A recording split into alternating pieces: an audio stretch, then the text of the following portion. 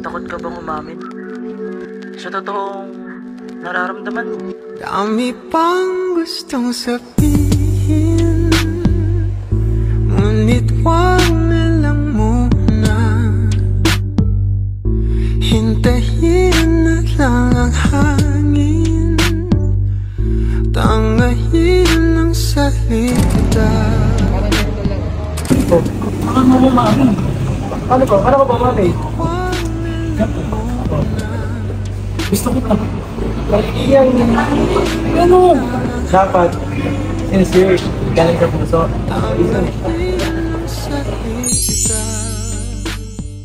Gusto ko lang sabihin sa'yo na gusto ko na.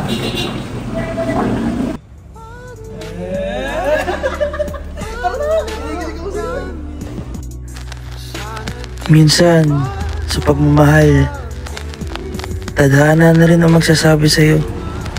Handa ka man o hindi. Pilit pa rin kayong pagtatagpuin.